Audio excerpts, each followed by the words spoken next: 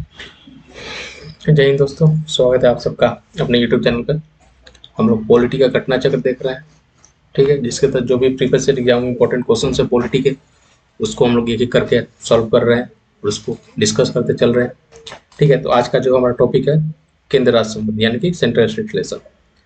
ठीक है, उससे संबंधित जो भी इंपॉर्टेंट क्वेश्चन पूछे गए हैं यूपीएससी में, ठीक, बीपीएससी में, ठीक है, यूपी पीसीएस में, एमपी पीसीएस में, जेपीएससी में, ठीक है, एसएससी में, या फिर जितने भी एग्जाम होते हैं भारत में, ठीक है, तो जो भी इंपॉर्टेंट क्वेश्चन पूछे गए हैं केंद्र राज्य संबंध से उसको हम लोग एक एक करके देख रहे हैं। तो चलिए आज के हम अपने पहले क्वेश्चन से स्टार्ट करते हैं। पहले देखते हैं पहला क्वेश्चन क्या है। भारत के केंद्र राज्य संबंध प्रभावित होते हैं। देखिए, भारत के केंद्र राज्य संबंध प्रभावित होते हैं, किससे प्रभावित होते हैं देखते हैं। संविधान के प्रावधान से, बिल्कुल संविधान के प्रावधानों से, नियोजन प्रक्रिया से, राजनीतिक हितों के अंतर्विरोध से, हुक्म चलाने की इच्छा प्रबलता से। देखिए, ये चारों ऑप्शन क्या है, चारों ऑप्शन हमारे से, यानी कि इन चारों से क्या है, केंद्र राज्य संबंध प्रभावित होता है। तो इसका आंसर क्या हो जाएगा, डी हो जाएगा। आइए, केंद्र राज्यों के मध्य बेहतर संबंधों की स्थापना के लिए उनके मध्य विधायी, प्रशासनिक एवं वित्तीय संबंधों का वर्णन संविधान के भाग 11 एवं 12 में दिया गया। अब देखिए, केंद्र राज्यों के मध्य क्या होता है, बेहतर संबंध बनाने के लिए विधायी और शक्तियों का, विधायी, प्रशासनिक और वित्तीय संबंधों का वर्णन कहाँ किया गया, संविधान के प्रावधान भाग 11 और 12 में किया गया है। ठीक है, और भारत में क्या है, भारत में केंद्रीय नियोजन प्रणाली को अपनाया गया। ठीक, ये चीज भी हमें ध्यान में रखना है कि भारत में किस तरह की नियोजन प्रणाली को अपनाया गया, केंद्रीय नियोजन प्रणाली को। व्यवहार में यह देखने में आया कि केंद्र एवं राज्यों में एक दलीय सरकार के होने या विपरीत दल की सरकार के होने पर दोनों के मध्य संबंध उतार चढ़ाव आते रहते हैं। अब देखिए, कभी कभी क्या होता है, जैसे मान लीजिए बीजेपी सेंटर में किसकी सरकार है, बीजेपी की सरकार है, ठीक है, और राज्य में किसकी सरकार है, दिल्ली में आम आदमी पार्टी की सरकार है। ठीक, तो यहाँ पे क्या होता है, हमेशा विरोध उत्पन्न होते रहता है। ठीक है, संबंध अच्छे नहीं रहते हैं। आम आदमी पार्टी के अरविंद केजरीवाल हमेशा कहते रहते हैं कि बीजेपी हमें काम नहीं करने दे रही है। ठीक है, बीजेपी हमारे नेताओं को ढंग से काम नहीं करने दे रही है। ठीक, हमारे खिलाफ जांच बैठा रही है, हमें छूट नहीं दे रही है। इस तरह के विवाद उत्पन्न होते रहते हैं, तो यही संबंध हमें देखना है। चलिए नेक्स्ट क्वेश्चन देखते हैं। भारत में केंद्र राज्य संबंध निर्भर करती है। केंद्र राज्य संबंध के बारे में फिर से पूछा जा रहा है, किस पर निर्भर करते हैं, संवैधानिक प्रावधानों पर। बिल्कुल संवैधानिक प्रावधानों पर। ठीक है, परंपरागत व्यवहार पर। परंपरा व्यवहार का मतलब क्या हुआ, जैसे मान लीजिए कुछ परंपरा बन गया है कि हाँ कि किसी कानून को लेकर कैसे ये चीज होना चाहिए। ठीक है, या फिर कुछ व्यवहार होता है, ठीक, न्यायिक व्याख्या पर। ठीक, या फिर यानी कि सुप्रीम कोर्ट या हाई कोर्ट ने कुछ व्याख्या कर दिया है उस पर, बातचीत के लिए वही यंत्र विन्यास पर। बिल्कुल बातचीत के लिए यंत्र विन्यास पर भी। तो इसका आंसर भी क्या हो जाएगा, डी हो जाएगा। यानी कि सभी चारों क्या है, सभी चारों निर्भर करते हैं केंद्र राज्य के संबंध पर। नेक्स्ट क्वेश्चन देखेंगे। एक संघीय राज्य व्यवस्था सम्मिलित। देखिए, संघीय राज्य व्यवस्था में क्या क्या सम्मिलित है। अब देखिए, संघ का मतलब क्या हुआ, संघ का मतलब होता है यूनियन। ठीक है, अब देखते हैं हम इसको हम इंग्लिश में क्या कहते हैं, यूनियन। अब देखिए, संघ का मतलब क्या हुआ, यूनियन का मतलब क्या हुआ, जैसे मान लीजिए बहुत सारे लोग मिलकर, जैसे क्या हुआ कि बहुत सारे स्टेट मिलकर के, जैसे बिहार हो गया, ठीक है, बिहार हो गया, यूपी हो गया, एमपी हो गया, ठीक है, झारखंड हो गया, ये सब सारे स्टेट मिलकर एक सेंटर का बनाते हैं, एक सेंटर को बनाते हैं। इसका मतलब क्या हुआ कि कुछ कुछ शक्तियां इनके पास रहेगी, कुछ शक्तियां सेंटर के पास रहेगी। ठीक है, तो उसी को क्या कहते हैं, संघ कहते हैं। यानी कि कुछ कुछ मतलब एक कुछ कुछ पार्टी मिल करके एक सेंटर को बनाया जाता है। ठीक है, ये सब क्या है, संघ के भाग है। ठीक, ये चीज रहता है संघ, इसको संघ कहते हैं। ठीक है, अब देखिए, राज्यों के मध्य संबंध, बिल्कुल राज्यों के मध्य संबंध भी होना चाहिए। समन्वय के लिए तंत्र, समन्वय के लिए तंत्र होना चाहिए। विवादों को सुलझाने के लिए तंत्र, विवादों को सुलझाने के लिए तंत्र होना चाहिए। इसका आंसर क्या हो जाएगा, हमारा पहला, दूसरा, तीसरा, चारों सही है, तो इसका आंसर ए हो जाएगा। देखिए, केंद्र राज्य संबंध को विशेष रूप से किस प्रसंग में म्युनिसिपल संबंध कहा गया। म्युनिसिपल संबंध किस संबंध में कहा गया देखते हैं। देखिए, विधान के क्षेत्र में राज्य पर केंद्र के नियंत्रण के प्रसंग में नहीं। ठीक है, वित्तीय मामलों में राज्य पर केंद्र के नियंत्रण के प्रसंग में, प्रशासनिक क्षेत्र में राज्य पर केंद्र के नियंत्रण के प्रसंग में, या फिर योजना प्रक्रम में राज्य पर केंद्र के नियंत्रण के प्रसंग। तो इसका आंसर क्या हो जाएगा, डी हो जाएगा। यानी कि म्युनिसिपल संबंध किसको कहा गया है, केंद्र राज्य संबंधों को लेकर के ये कहा गया, योजना प्रक्रम में राज्य पर केंद्र के नियंत्रण के प्रसंग में। ठीक, चलिए नेक्स्ट क्वेश्चन देखते हैं। भारतीय राजकोषीय संघवादी व्यवस्था में संसाधनों का केंद्र द्वारा राज्यों को आवंटन किया जाता है।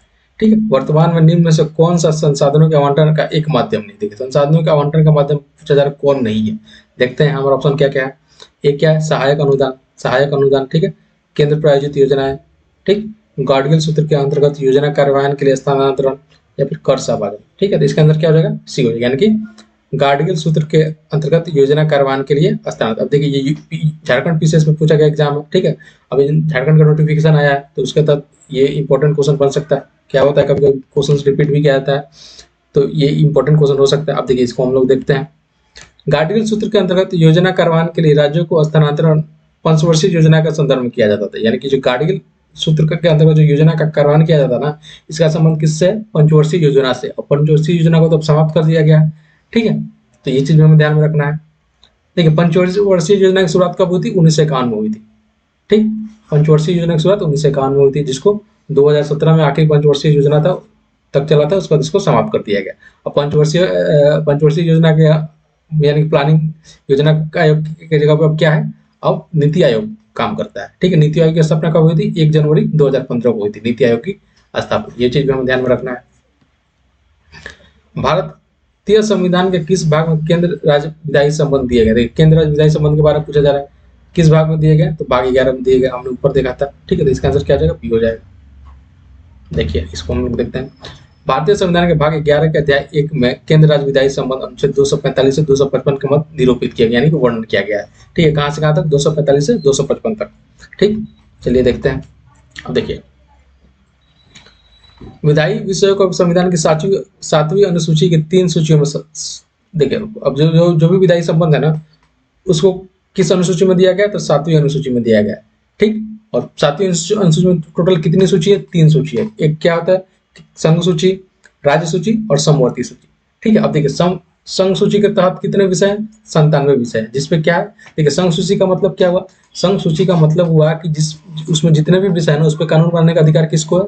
सेंटर को, यानी कि केंद्र को है, ठीक है। संघ ही उस पर कानून बनाएगा, उस पर राज्य को कानून बनाने का अधिकार नहीं है, ठीक है। इसको क्या कहते हैं? संघ सूची कहते हैं। दूसरा क्या होता है? दूसरा हमारा होता है, एक होता है राज्य सूची। राज्य सूची में क्या रहता है? राज्य सूची में कानून बनाने का अधिकार किसको रहता है? राज्यों को रहता है, ठीक है। और तीसरा क्या होता है? समवर्ती सूची रहता है। समवर्ती सूची किसको कहते हैं? जिसपे केंद्र और राज्य दोनों को कानून बनाने का अधिकार है, ठीक। और देखिए उसमें एक पॉइंट ये रहता है कि अगर केंद्र और राज्य दोनों उस पर कानून बना रहे हैं, ठीक है, तो किसका कानून मान्य होगा? तो उस स्थिति में सेंटर का कानून यानी कि केंद्र का कानून मान्य होता है। ये सुप्रीम कोर्ट के द्वारा कहा गया है, ठीक है। तो ये चीज भी हमें ध्यान रखना है। चलिए नेक्स्ट क्वेश्चन देखते हैं। केंद्र तथा राज्यों के मध्य विधायी शक्तियों के वितरण के लिए भारत का संविधान 3 सूचियों को प्रस्तुत करता है। निम्न में से कौन से 2 अनुच्छेद शक्तियों के वितरण को विनियमित करते हैं? ठीक है, अनुच्छेद के बारे में पूछा जा रहा है, किस अनुच्छेद में शक्तियों का जो विनियमित किया गया उसके बारे में वर्णन किया गया था। देखते हैं। देखिए अनुच्छेद 4, 5, अनुच्छेद 4 किससे संबंधित है? अनुच्छेद 4 है संविधान संशोधन, यानी कि आप पहली अनुसूची के अंतर्गत जो भी संविधान संशोधन करते हैं, ठीक है, पहली अनुसूची किससे संबंधित है? तो राज्य से संबंधित है, यानी कि राज्यों के नाम से संबंधित है, उनके बाउंड्री से संबंधित है, ठीक है। आर्टिकल 1 से लेकर के 4 तक, ठीक है, राज्य से संबंधित। ये चीज हमने देखा हुआ था अपने पिछले सीरीज में, ठीक है। आर्टिकल 1 से लेकर 4 तक क्या है? राज्य से संबंधित, यानी एक में क्या रहता है? राज्यों के नाम वगैरह दिए रहते हैं। जैसे इंडिया के बारे में डिफाइन किया कि इंडिया किस तरह की, India is union of state. Bharat क्या है? भारत एक राज्यों का संघ है। ये चीज हम आर्टिकल 1 में वर्णन किया गया है, ठीक है। वैसे ही है, ठीक है। तो आर्टिकल 4 क्या कहता है कि आप जो स्टेट के राज्यों के नाम में संशोधन करते हैं उसके बारे में वर्णन किया गया। और आर्टिकल 5 क्या है? आर्टिकल 5 नागरिकता से संबंधित है, ठीक। वैसे ही देखते हैं अनुच्छेद 56 क्या है? अनुच्छेद 56 क्या है? 56 क्या है? राष्ट्रपति से संबंधित है, ठीक। अनुच्छेद 141-42 किस संबंधित है? ये सुप्रीम कोर्ट से संबंधित है, ये भी नहीं होगा हमारा। अनुच्छेद 245-246 किससे है? ये विधायी शक्तियों से संबंधित है। तो इसका आंसर क्या हो जाएगा? डी हो जाएगा। नेक्स्ट क्वेश्चन देखेंगे। केंद्र राज्य संबंध किस अनुसूची में? देखिए केंद्र राज्य संबंध के बारे में पूछा जा रहा था, किस अनुसूची में इसका वर्णन किया गया? 7वीं अनुसूची में, ठीक है। 7वीं अनुसूची में टोटल कितने सूची शामिल है? 3 तरह की सूची। कौन कौन सा? केंद्रीय सूची, ठीक है, यानी जिसको संघ सूची भी कहते हैं, उसका राज्य सूची और समवर्ती सूची, ठीक। ये चीज भी हमें ध्यान में रखना। अब देखिए केंद्रीय सूची क्या होती है? जिसपे सिर्फ कानून बनाने का अधिकार किसको रहता है? केंद्र सरकार को रहता है। राज्य सूची क्या होती है? जिसपे कानून बनाने का अधिकार किसको रहता है? राज्य सरकार को रहता है। और समवर्ती सूची जिसपे कानून बनाने का अधिकार राज्य सरकार और केंद्र सरकार दोनों को रहता है। अगर कानून दोनों बना देते हैं और विरोध उत्पन्न हो रहा है, तो उस समय किसका कानून मान्य होगा? तो सेंटर का यानी केंद्र का कानून मान्य होता है। ये चीज हमें ध्यान में रखना है। देखते हैं। संविधान के अनुसार 246 के तहत केंद्र एवं राज्यों के मध्य विधायी शक्तियों के बंटवारे के लिए 3 सूचियां, कौन कौन? संघ सूची, राज्य सूची एवं समवर्ती सूची की व्यवस्था है। इन्हें संविधान की 7वीं अनुसूची में वर्णित किया गया, ठीक है। नेक्स्ट क्वेश्चन देखेंगे। विधायी शक्तियों का केंद्र तथा राज्यों के मध्य वितरण संविधान की निम्न अनुसूचियों में से किस एक में? किस अनुसूची में? तो 7वीं अनुसूची में, ठीक है। इसका आंसर भी हो जाएगा। वे विषय जिन पर केंद्र व राज्य सरकार दोनों कानून बना सकते हैं उल्लेखित है। केंद्र और राज्य सरकार दोनों को कानून बनाने का अधिकार है, किस सूची में सूची पे ये किस सूची में ये अधिकार दिया गया है, तो समवर्ती सूची में। यानी कि अगर समवर्ती सूची में कोई भी विषय शामिल है तो उस पर केंद्र सरकार और राज्य सरकार दोनों कानून बना सकती है। ठीक है, अगर दोनों उस विषय पे कानून बना दे रहे हैं तो उस पर किसका कानून मान्य होगा, तो संघ का कानून मान्य होगा। ठीक है, देखिए समवर्ती सूची पर संघ और राज्य दोनों कानून बना सकते हैं, परंतु यदि संघ व राज्य के कानूनों में अंतर विरोध होता है तो संघ का कानून मान्य होता है। क्या है, अंतर विरोध, यानी कि विरोध उत्पन्न होता है, दोनों ने अपना कानून बना दिया तो किसका कानून मान्य होगा, तो संघ का कानून मान्य होगा, यानी कि सेंटर का कानून मान्य होगा। भारत में निम्नलिखित में से किसे शिशुओं व अवयस्कों के साथ साथ आर्थिक और सामाजिक योजनाओं के लिए विधि निर्माण की शक्ति प्रदत्त है। ठीक है, ये पूछा जा रहा है किसे शिशुओं और अवयस्कों के साथ साथ आर्थिक और सामाजिक योजनाओं के लिए विधि निर्माण की शक्ति प्रदत्त की गई। देखते हैं, केंद्रीय सरकार को, केवल राज्य सरकार को, केंद्र एवं राज्य दोनों सरकार को, या फिर केवल स्थानीय सरकार को। तो किसको दी गई है, तो केंद्र और राज्य दोनों सरकार को। देखिए ये शिशु यानी कि बच्चों और अवयस्कों को पे कानून बनाने का अधिकार किसको है, तो केंद्र और राज्य दोनों सरकार। इसका मतलब क्या हुआ, ये किस सूची के विषय होगी, ये समवर्ती सूची के विषय होगी। ठीक है, ये समवर्ती सूची का विषय है और समवर्ती सूची के विषय पे कानून बनाने का अधिकार केंद्र सरकार और राज्य सरकार दोनों को होता है। ठीक है, इसको इंग्लिश में हम क्या कहते हैं, कॉन्करेंट लिस्ट कहते हैं। ठीक है, कॉन्करेंट लिस्ट कहते हैं इसको, इंग्लिश में भी आपको ध्यान में रखना है, कभी कभी इंग्लिश में भी पूछ दिया जाता है। अब देखिए समवर्ती सूची किस देश के संविधान से लिया गया, तो ऑस्ट्रेलिया के संविधान से लिया गया। ये चीज भी हमें ध्यान में रखना है, कई बार एग्जाम में पूछा जाता है ये समवर्ती सूची किस देश के संविधान से लिया गया, तो ऑस्ट्रेलिया के संविधान से लिया गया। अब ऑस्ट्रेलिया की राजधानी क्या है, तो ऑस्ट्रेलिया की राजधानी कैनबेरा है। ठीक है, कैनबेरा, ये चीज भी ध्यान में रखना है। भारतीय संविधान में अवशिष्ट शक्तियां किसमें सन्निहित, अवशिष्ट शक्ति के बारे में पूछा जा रहा है। अवशिष्ट शक्तियों का मतलब क्या हुआ, कि वैसे विषय जिसका वर्णन नहीं किया गया, कहीं भी नहीं किया गया, ना तो केंद्र सूची में किया गया, ना राज्य सूची में किया गया, और ना ही समवर्ती सूची में किया गया। ठीक है, तो उस पर कानून बनाने का अधिकार किसको होगा, उस पर कानून बनाने का अधिकार संसद को होगा। ठीक, इसका आंसर क्या हो जाएगा, डी हो जाएगा। देखिए संविधान के अनुच्छेद 248 के अनुसार संसद के किसी ऐसे विषय के संबंध में जो समवर्ती सूची या राज्य सूची में प्रगणित नहीं है, विधि बनाने की अनंत शक्ति। अनंत शक्ति का मतलब क्या, सिर्फ उसी को अधिकार है, कोई और नहीं बना सकता है। जबकि पूर्णतः संघीय व्यवस्था में अवशिष्ट विधायी शक्तियां प्राय राज्यों को प्रदान की। अब देखिए ये सब पूर्णतः संघीय व्यवस्था कह रहा है, इसका मतलब क्या हुआ, भारत एक अर्ध संघात्मक मतलब व्यवस्था है, यानी पूरी तरह से यहाँ पे फेडरलिज्म को यानी कि संघ को नहीं अपनाया गया। भारत में थोड़ा सा संघात्मक व्यवस्था है, थोड़ा सा एकात्मक व्यवस्था, यानी थोड़ा थोड़ा यूनिटरी फीचर्स भी है और थोड़ा थोड़ा फेडरलिज्म भी है। ठीक है, तो उसी को क्या कहते हैं, अर्ध संघात्मक व्यवस्था कहते हैं भारत में। लेकिन अमेरिका में क्या, अमेरिका में पूरा तरह से फेडरलिज्म को अपनाया गया है, जिसको हम संघीय व्यवस्था कहते हैं। ठीक है, तो वहाँ अमेरिका में क्या, अमेरिका में जो समवर्ती जो अवशिष्ट शक्तियां होती है उस पर कानून बनाने का अधिकार किसको रहता है, राज्य सरकार को रहता है। ठीक, ये चीज हमें ध्यान में रखना, अमेरिका में जो अवशिष्ट शक्तियां होती है उस पर कानून बनाने का अधिकार किसको है, तो राज्य सरकार को। लेकिन भारत में किसको है, भारत में केंद्र सरकार को। यानी कि जो अवशिष्ट शक्ति है जिसका वर्णन कहीं भी नहीं किया गया, उस पर कानून बनाने का अधिकार केंद्र सरकार को दिया गया भारत में। लेकिन अमेरिका में किसको दिया गया, राज्य सरकार को दिया गया। ये चीज हमें ध्यान में रखना है। भारतीय संविधान में अवशिष्ट अधिकारों को देखिए, भारतीय संविधान अवशिष्ट अधिकारों को किसको दिया गया है, तो संघीय सरकार को दिया गया, यानी कि केंद्र सरकार को दिया गया। इसका आंसर क्या हो जाएगा, हो जाएगा। भारतीय संविधान का अनुच्छेद 249 संबंधित, देखिए 249 किससे संबंधित है। ठीक है, 249 क्या है, विधायी शक्तियों से संबंधित है। देखते हैं इसका आंसर क्या हो जाएगा, राष्ट्रपति की आपातकालीन शक्तियों से नहीं। देखिए राष्ट्रपति की आपातकालीन, ये तो विधायी संबंध से संबंधित है। ठीक है, तो देखते हैं हमारा लोकसभा के विघटन से, संसद की प्रशासनिक शक्तियों से। देखिए यहाँ पे कहीं तो विधि से संबंधित कोई बात कहीं नहीं जा रही है। चौथा ऑप्शन देखते हैं, राज्य सूची के विषय के संबंध में संसद की विधायी शक्ति, बिल्कुल राज्य सूची के संबंध में संसद की विधायी शक्तियों से। ठीक है, देखिए ये तीनों ऑप्शन तो हमारे ऐसे कट जा रहे हैं। ठीक है, क्योंकि इसमें कहीं विधायी संबंधित वर्णन किया ही नहीं गया, तो इसका आंसर क्या हो जाएगा, डी हो जाएगा। देखिए भारतीय संविधान के अनुच्छेद 249 राज्य सूची के विषय के संबंध में संसद की विधायी शक्तियों संबंधित है।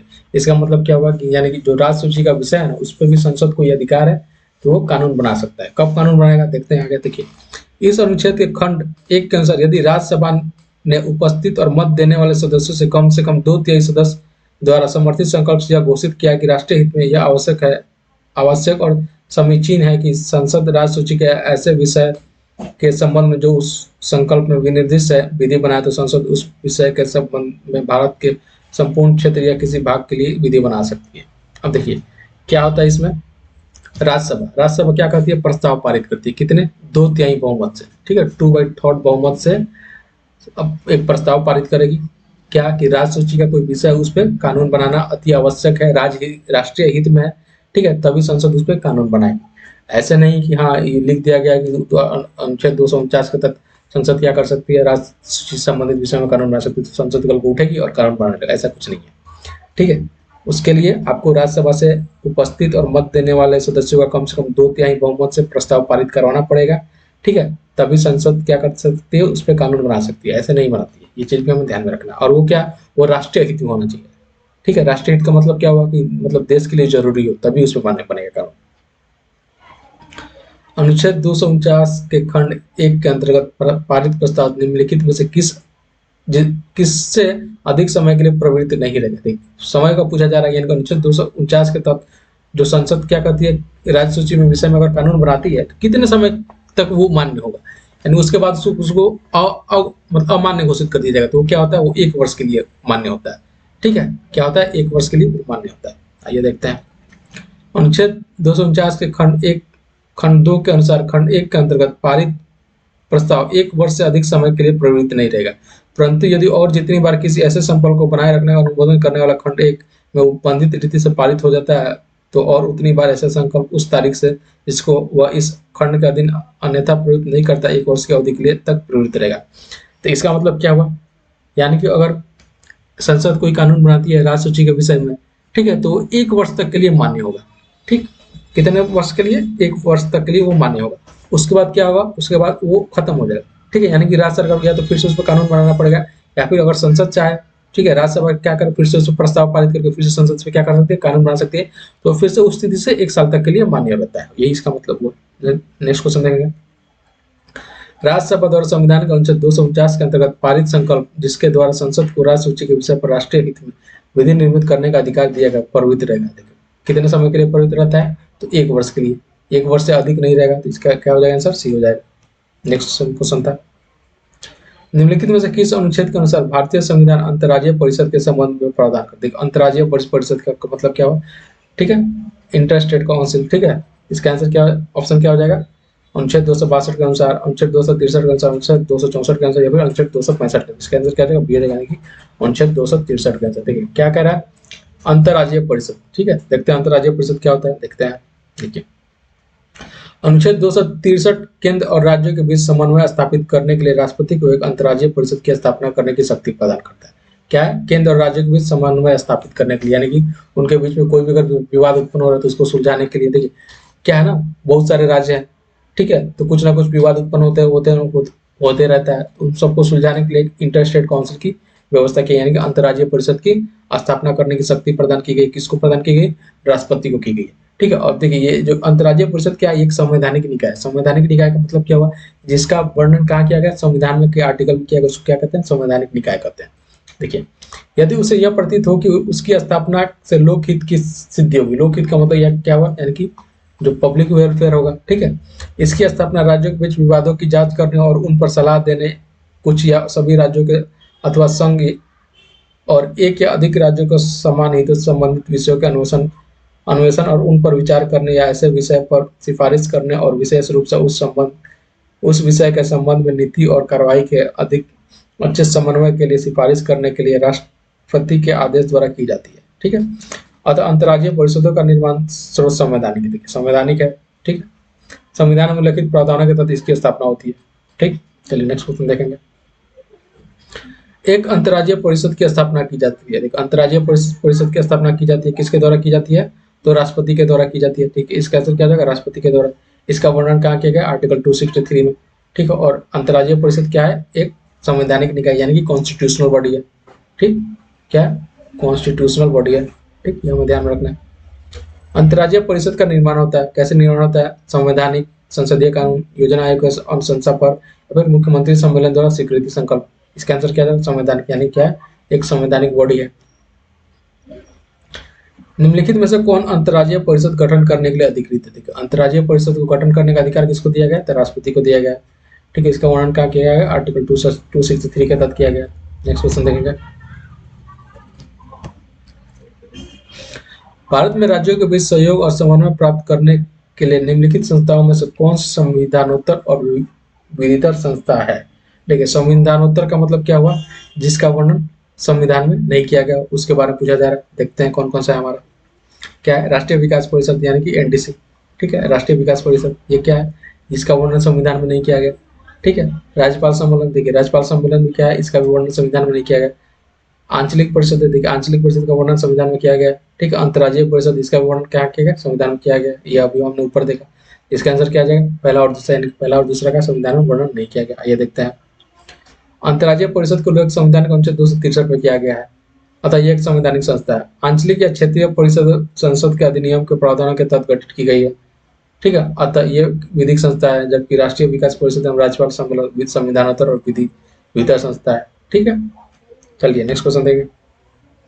क्षेत्रीय परिषदों का सृजन हुआ, देखिए क्षेत्रीय परिषद के बारे में पूछा जा रहा है, कैसे इसका इनका निर्माण हुआ है? तो संसदीय कानून के द्वारा। ठीक है, ऊपर भी हमने देखा था क्षेत्रीय परिषद के बारे में बात की गई थी। इसका निर्माण कैसे? संसदीय कानून। संसदीय कानून का मतलब क्या हुआ? यानी कि संसद द्वारा कानून बना के इनका निर्माण किया गया, क्षेत्रीय परिषद, जिसको रीजनल काउंसिल भी कहते हैं इंग्लिश में। देखिए 1956 के संसद के अधिनियम के माध्यम में 5 क्षेत्रीय परिषदों, देखिए शुरुआत में जब क्षेत्रीय परिषद का स्थापना किया, मतलब निर्माण किया गया, तो टोटल कितने 5 क्षेत्रीय परिषदों का निर्माण किया गया। ठीक है, बाद में इसका विस्तार करके 1971 में जो पूर्वोत्तर राज्यों के लिए भी एक क्षेत्रीय परिषद का निर्माण किया गया, तो अब कितने टोटल 6 क्षेत्रीय परिषद हो गए। ठीक है, 1972 के तहत किया गया। गृह मंत्री प्रत्येक क्षेत्रीय परिषद का अध्यक्ष, देखिए क्षेत्रीय परिषद का अध्यक्ष कौन होता है? गृह मंत्री होता है। ठीक है, और उपाध्यक्ष कौन होता है? रोटेशनल विधि में जो मतलब जिस राज्य में होता है वहां का जो मुख्यमंत्री होता है वो उसका उपाध्यक्ष वगैरह होता है। नेक्स्ट क्वेश्चन देखेंगे। निम्नांकित निम्नांकित में से कौन सा एक क्षेत्रीय परिषद का लक्षण है? क्षेत्रीय परिषद का लक्षण ही इसके बारे में पूछा जा रहा है, देखते हैं। यह एक संवैधानिक संस्था है, देखिए संवैधानिक संस्था। ठीक है, नहीं है। क्षेत्रीय परिषद क्या है? संवैधानिक संस्था नहीं है। ठीक, तो ये क्या है? इसका आंसर तो यही हो जाएगा। देखते हैं। 5 क्षेत्रीय परिषद की स्थापना राज्यों के पुनर्गठन अधिनियम 1956 के अंदर की गई। तो बिल्कुल शुरुआत में जब 1956 में क्षेत्रीय परिषद की स्थापना की गई तो उस समय कितने थे? टोटल 5 क्षेत्रीय परिषद थे। बाद में 1971 में इसका विस्तार करके 6 कर दिया गया। यद्यपि चंडीगढ़ राज्य नहीं है, फिर भी एक क्षेत्रीय परिषद में शामिल किया गया। बिल्कुल ये बात भी सही है। यह एक परामर्शदर्शी संस्था है, ये बात भी सही है। तो इसका आंसर क्या हो जाएगा? ए हो जाएगा, यानी कि ए सही नहीं है। ठीक, नेक्स्ट क्वेश्चन देखेंगे।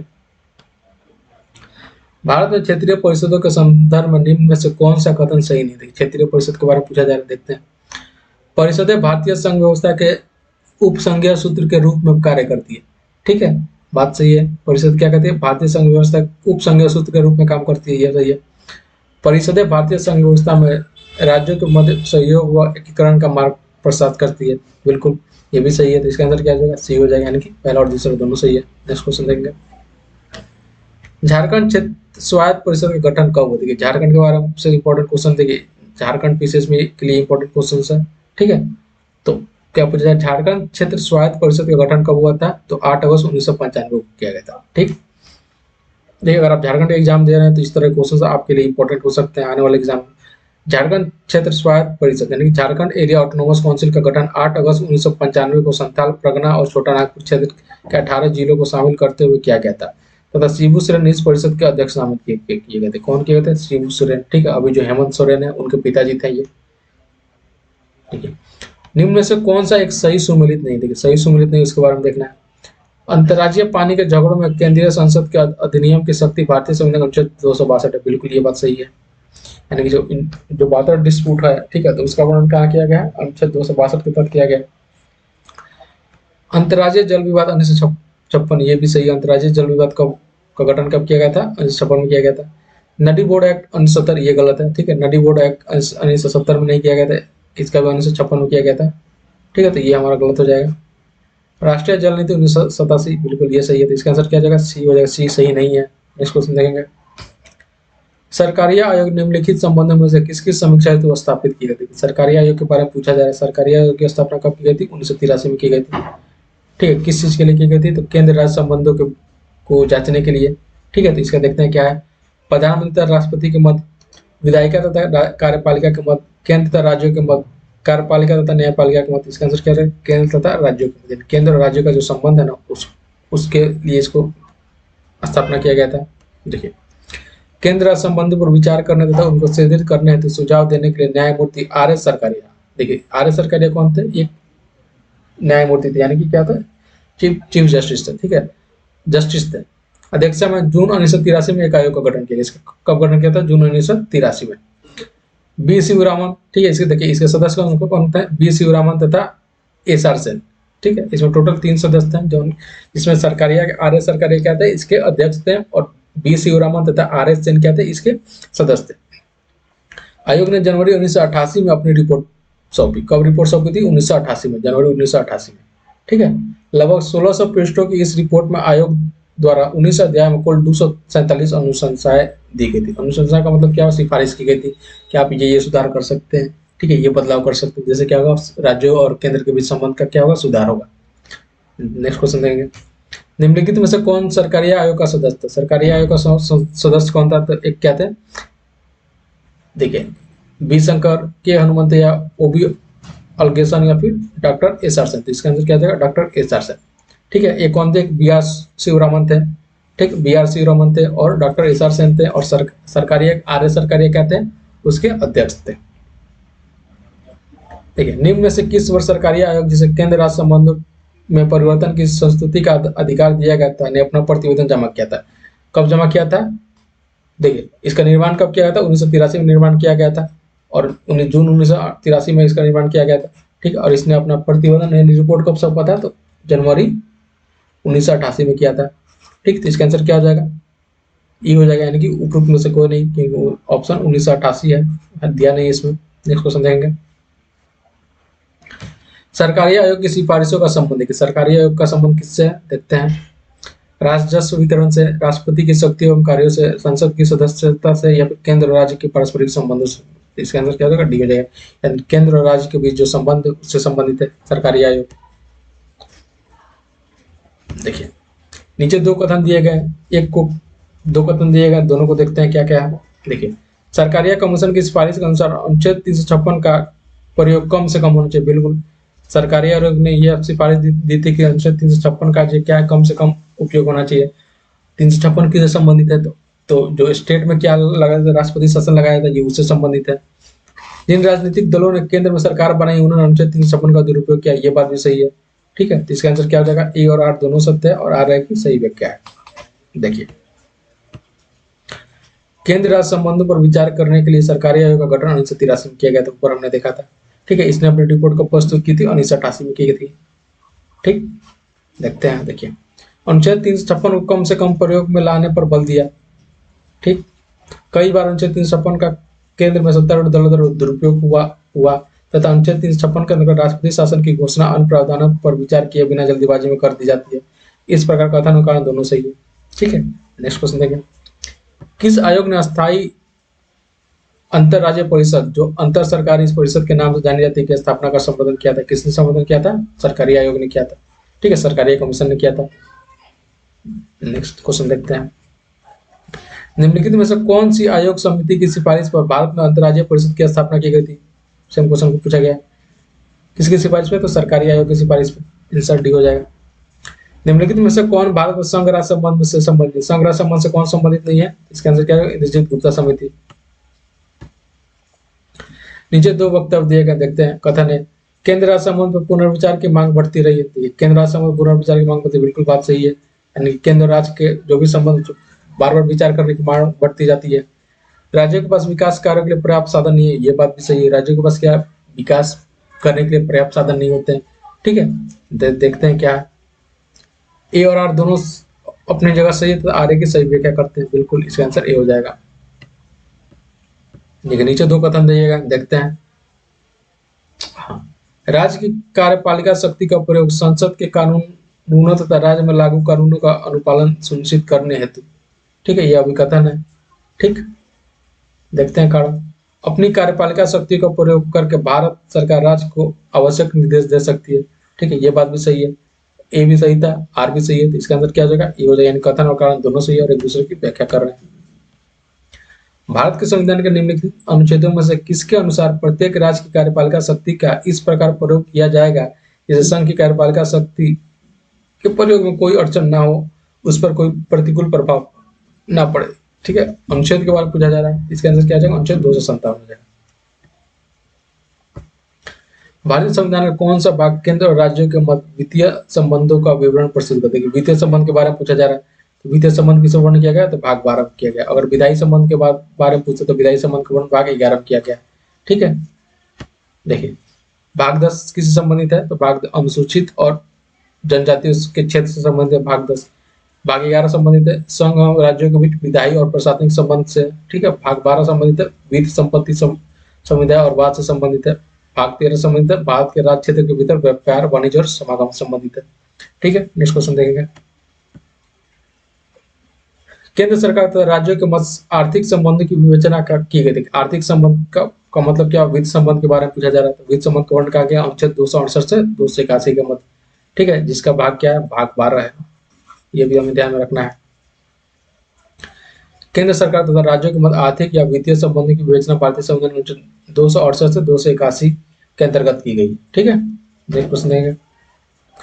भारत के संविधान में किस अनुच्छेद में करों को केंद्र द्वारा लगाया तथा एकत्रित किया था, लेकिन केंद्र और राज्यों के बीच वितरित किया था। क्या करा, करों को केंद्र द्वारा लगाया तथा एकत्रित किया था। ठीक है, लगाएगा कौन, केंद्र लगाएगा, एकत्रित भी केंद्र करेगा, लेकिन वितरित किया था केंद्र राज्यों के मध्य। किस अनुच्छेद के अंतर्गत, इसका आंसर हो जाएगा 270 के अंतर्गत।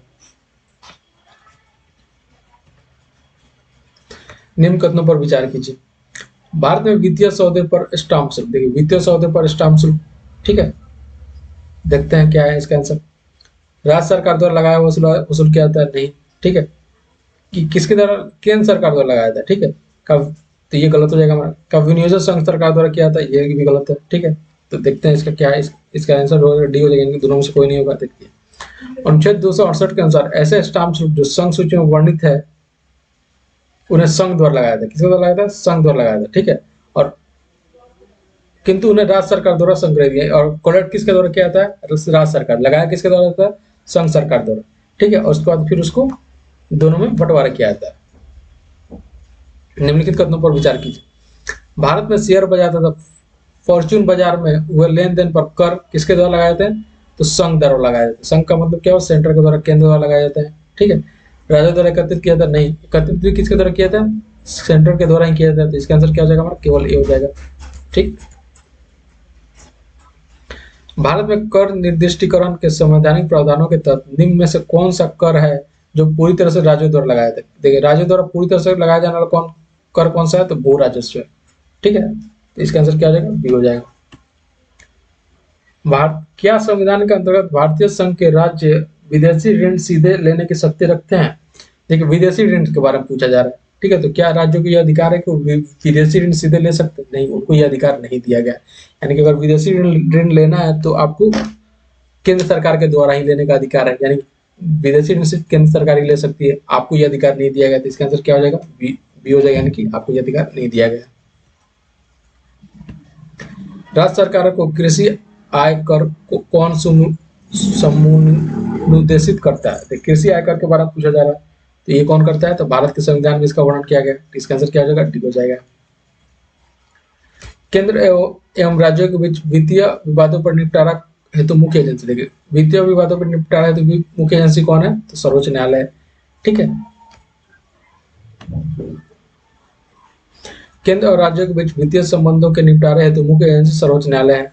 भारतीय संविधान अनुच्छेद 131 के तहत वह उपयुक्त मामलों का निपटारा करती है। ठीक है, 131 के तहत जब वित्त आयोग संघ और राज्यों के मध्य वित्त के बंटवारे के संदर्भ में सिफारिश करता है। ठीक है, वित्त आयोग का क्या कार्य रहता है कि कर का जो बंटवारा कैसा करना है उसका उसके लिए वो सिफारिश करता है। ये चीज को हमें ध्यान में रखना है। निम्नलिखित करों में से किसके अंतर्गत व्यक्ति द्वारा देय पूर्ण धनराशि संविधान द्वारा सीमित कर दी गई है। ठीक है, किसके द्वारा की गई है, तो व्यापार व्यवसाय पर एवं वृद्धि कर। ठीक है, इसका आंसर क्या जाएगा, व्यापार व्यवसाय एवं वृद्धि कर। इसका आंसर डी हो जाएगा। नेक्स्ट क्वेश्चन देंगे। भारतीय संविधान के निम्नलिखित किन अनुच्छेद द्वारा अंतर्राज्यीय व्यापार एवं व्यवसाय की स्वतंत्रता प्रदान की गई। ठीक है, अंतर्राज्यीय व्यापार और व्यवसाय की स्वतंत्रता के बारे में बात की जाए, इसका वर्णन कहाँ किया गया, अनुच्छेद 301 में किया गया। ठीक है, कहाँ किया गया, अनुच्छेद 301 में किया गया। तो इसका आंसर बी हो जाएगा। देखिए भारतीय संविधान के अनुच्छेद 301 के अनुसार भाग 13 के अन्य उपबंधों के अधीन रहते हुए भारत के राज्य क्षेत्र में सर्वत्र व्यापार वाणिज्य और समागम क्या उपबंध है। क्या है, भारत के राज्य क्षेत्र में सर्वत्र व्यापार वाणिज्य और समागम का संबंध है। ठीक है, तो इसका आंसर हो जाएगा 301। चलिए आज के हमारे जो टॉपिक है इसको हम लोग यही समाप्त करते हैं। ठीक है, अगर आपको किसी भी तरह कोई डाउट हो, कोई क्वेश्चन पूछना हो तो आप हमसे कमेंट बॉक्स में कमेंट करके पूछ सकते हैं। ठीक, आज के लिए बहुत बहुत धन्यवाद। बहुत जल्द मिलेंगे अपने नेक्स्ट वीडियो में। जय हिंद।